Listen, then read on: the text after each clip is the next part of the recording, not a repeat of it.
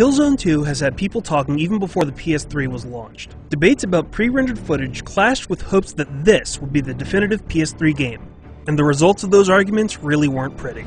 Well, the game is finally finished and we've played the hell out of it, many, many times. It's time to see what all the fuss is about.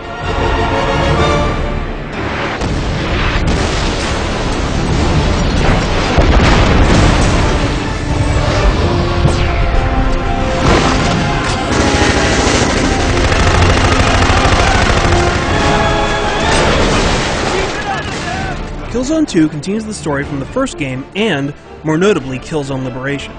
Now, you don't really have to have played those games to realize what's going on, but series fans will definitely see the connections. Some recurring characters will pop up here and there, and past events are referenced. The general setup to the game is that the ISA are convinced that the Helghast spirit has been broken, and they're now ready to launch an attack on the Helghast homeworld. You play a new character to the franchise named Sev, who's part of a special forces team called Alpha Team. Their objective is to capture the Helghan leader Visari. The story is relatively good for what it is.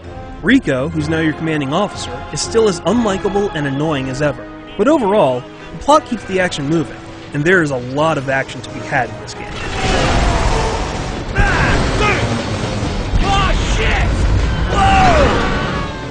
The first thing you'll notice when you load up the game is that the graphics are incredible. Lighting, animation, and character models are all top-notch. It generally runs smoothly, but there are some hitches here and there when it's loading a new level or autosaving, or even getting to a new checkpoint. But it's really not too bad. There are also some annoying low-res shadows and textures, and some weak effects.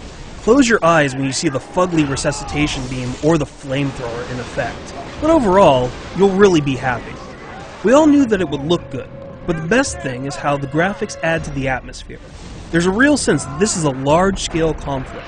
Grenades are going off everywhere, hundreds of bullets are flying around, guys are catching on fire or blowing up. If war is chaos, this certainly is war, and you're gonna feel like you're right in the thick of things. The campaign is single player only, but it does have this interesting co-op vibe to it. You'll always be fighting with a squad mate or a group of other guys. Luckily, the AI is intelligent enough. They'll cover you and they'll go after enemies that you probably haven't seen. Other times, they'll get in your way and you'll have to elbow them in the head to move on. The gameplay is solid. There's a cover system that's relatively intelligent. You stick to objects and you can line up shots or cook grenades from safety. There's also much variety through the whole campaign mode. You'll be going from giant battles, to ambushes, to choke points, to more vehicle-based levels.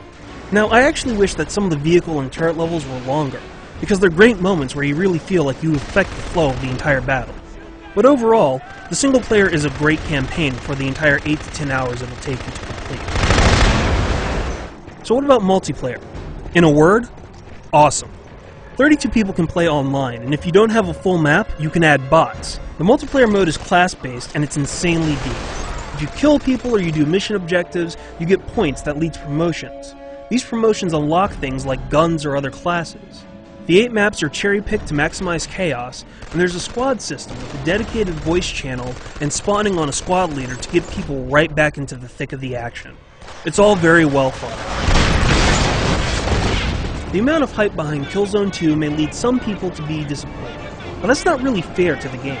The fact is that this game has a great single-player campaign, an amazing multiplayer component, and looks shiny to boot. It's a great start to 2009 for Sony, and you should definitely check it out if you own a PS3. For the full written review, head over to IGN.com.